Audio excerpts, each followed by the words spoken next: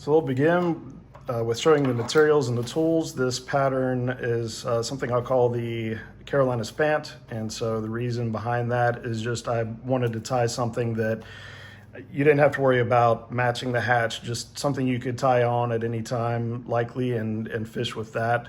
That it could mimic an ant or a spider. And so first I'll show you the hook. And what I have is a curved shank size 14 hook by White River. And the reason I like this hook is for the length of the shank, or the straighter part, the longer part of the hook is the right length for this pattern, as well as the gap between the shank and the point of the hook is a nice wide gap for ease of tying and also a good hookup with the fish. When you do set the hook, you don't tend to lose them. Next, I have the leg material I like to use for this is by Montana Fly, and they have a very fine diameter, very small diameter rubber leg. There are lots to choose from on the market, but I like this one for its small diameter and lifelike movement in the water.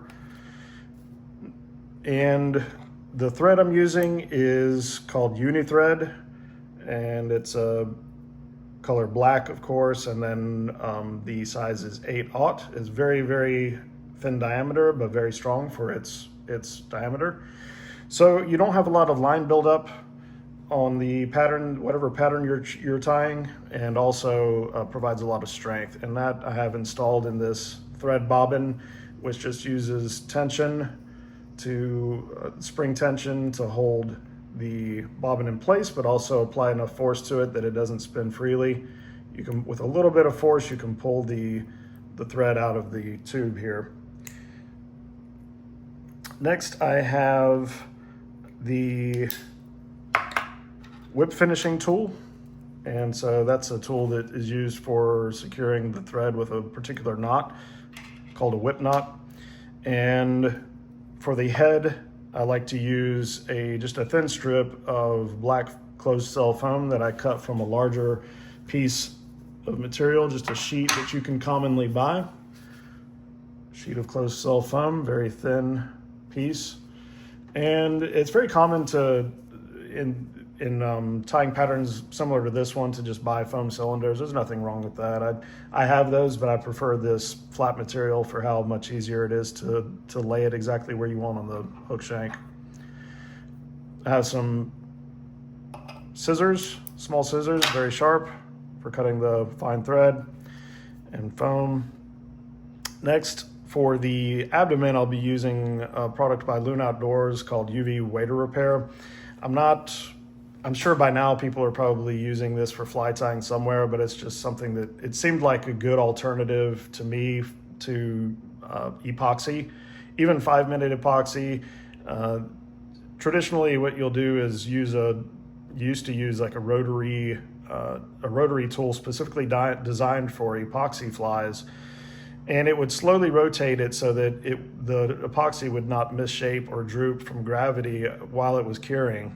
The benefit of this is that it uses ultraviolet light, typically daylight, to cure it, and cures very quickly. And for that reason, I recommend not tying this close to a window, and especially not tying this outside, because you want to control exactly when and where that UV Wader Repair cures. And to do that, I'm using a black light that I picked up off Amazon.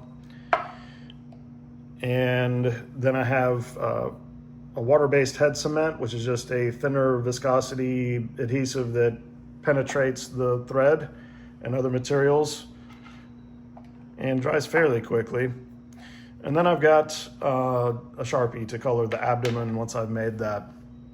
The main tool I'll be using is a rotary vise, and you can pick one of these up really cheap, especially on Amazon secondhand.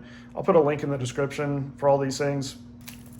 So now I'll begin by placing the hook in the vise, and what I'll do is make sure that it sits a bit high in the vise, a bit high up, and that's going to put the shank collinear or similar or concentric with the arm here, so that when we rotate it, it really doesn't move much from its position. Now, because the hook shank is so slippery, we're going to need to build up a base to apply our materials to, and to do that, I simply begin winding this thread around it. And I'm wrapping the thread around the loose end towards the back, I'll start at the front and work my way towards the back. It doesn't need to be pretty or smooth or anything like that. As a matter of fact, the uglier it is and the more texture it has to it, the better, because again, we want it to allow us to tie materials on it that won't slip. And as I get close to the point of the hook, you'll notice that I begin to rotate it in a different plane to keep the thread away from the sharp point of the hook, which I almost just nicked there. If that happens, if you nick the thread on the sharp hook, it's probably going to fail as soon as you, if not immediately, as soon as you apply more attention to it. So if that happens, if it doesn't fail right away, then you can sort of loosely wrap more threads, try to save it, but honestly, it didn't take long to get to this point that you might as well just start over. It won't be difficult. Now that I've got the thread securely wrapped down, I'll just cut away the tag end of it. And I want to make sure that I wrap, the most important thing is to wrap far enough down on the bend of the hook, because that's where the adhesive for the abdomen is going to secure, and we're not securing that with thread at all, besides the base that we're wrapping down right now. So we want the surface to have a good texture to it for that to adhere well. So what I'll do now is take the whip finishing tool, and the way I use this is you just I'll put a link in the description to a good guide on how to use a whip finishing tool, but the best way I can describe it is I'll begin by using these two ends. There's an end with a hook and an end with a curved detent, and I'll begin by hooking the thread with the hook end, wrap the thread through the detent, and while I'm doing that, I'm holding this head firm. It actually spins in the handle, but holding that firm, not allowing it to rotate until we get the thread wrapped around like this. I'll then release it and let it create essentially a figure four, and you can let out more line in the spool from the spool if you need more space. But when you do that, you can begin to wrap the section of the line that is normal or perpendicular to the shank. You're going to begin to wrap that around 3 or 4 times is usually enough. But once you're done with that, you can slip the detent end out like so, and begin to pull down gently on the bobbin end and guide the loop down with the hook end slowly. And once you get there, pull it taut, and now the thread is now secure.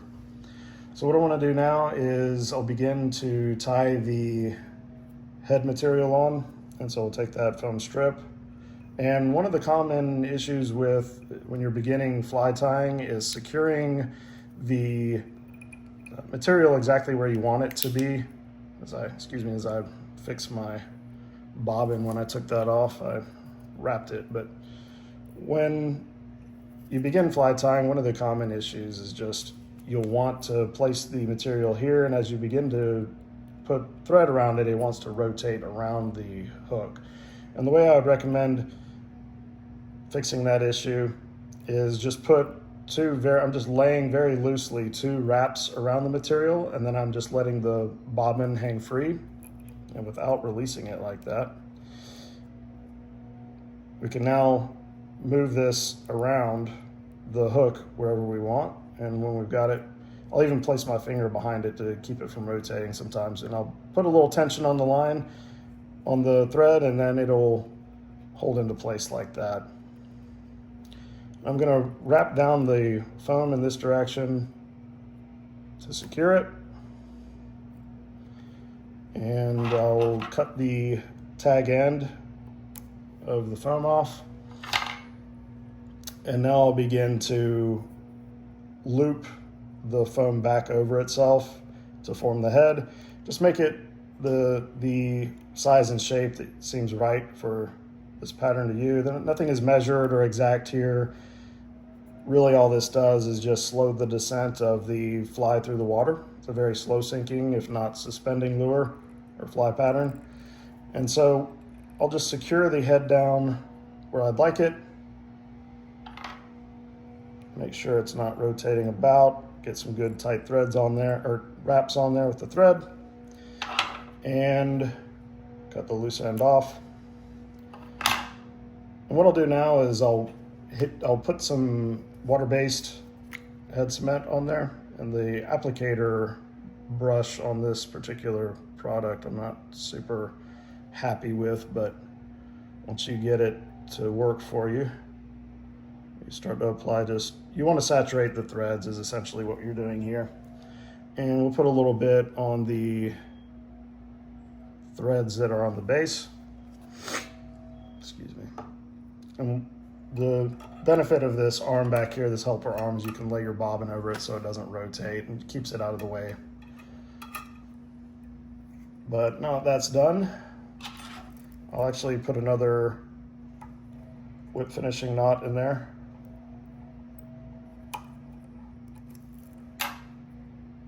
I'll begin to apply the legs. So when I pull, you can pull one of these strands free from the bunch without breaking it, and good job, but that's one strand is more than enough to tie one of these patterns. But even if it breaks, just roll with it, break it in half by hand, it's fine. And once you get that secure, once you get one of the strands free, what you want to do is loop it in your hand like this, and using that, by looping it, we're going to apply 4 legs to one side at a time. So once again, using the 2 loose wraps I mentioned before, we'll hold it gently in place, and then just let the bobbin hang, and you can begin to adjust this wherever you like. And I've got it exactly where I want it. Actually, I want the legs to be a little bit longer, so I'm going to pull them through. The longer these legs are, the more movement they'll give you in the water, and that's, in my experience, that's been the best method. You really almost can't make them too long. And using the thread to wrap in between those 2 sections, you really don't need that much. The rubber legs tend to stay in place better than most things.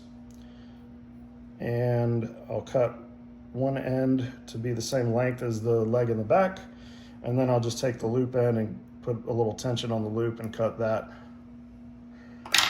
And then I'll repeat the process on the other side once I put a little bit more head cement down.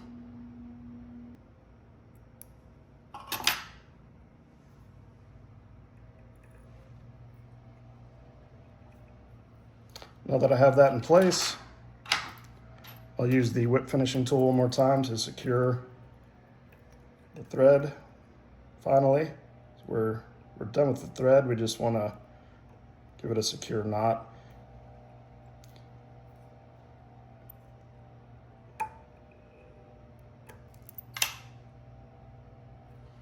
And now that that's secured with a knot and adhesive, I'm going to cut the tag end free, and we're done with the thread. Finally, what we want to do is just apply our abdomen, which is, I think, is the most enjoyable part. You get to play around with it a little bit. But you want to point the bend of the hook upward, like this, in the vise. And then just with a very small drop, we'll just make a base. We want to make good contact with that, not with the legs like that, but I'm just going to use a needle to pull that away. A little sewing needle I've got. Once we get a drop of the adhesive on the back end here, well, we can just cure that instantly with a black light.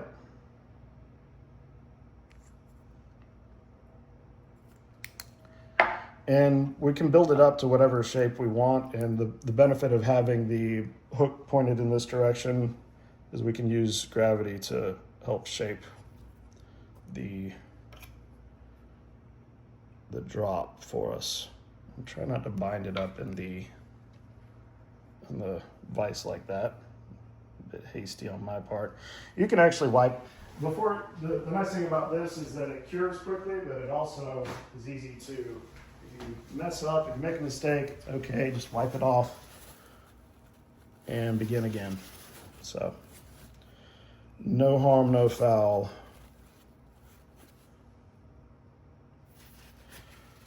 So removing that. Try this one more time. One of those legs is really in the way. One thing you can do if that happens is take two fingers like this and pull them forward. Pull them all forward like this. I just want to get one good drop on there. I think I need to clean the tip of this bottle. I think that's what the real issue is.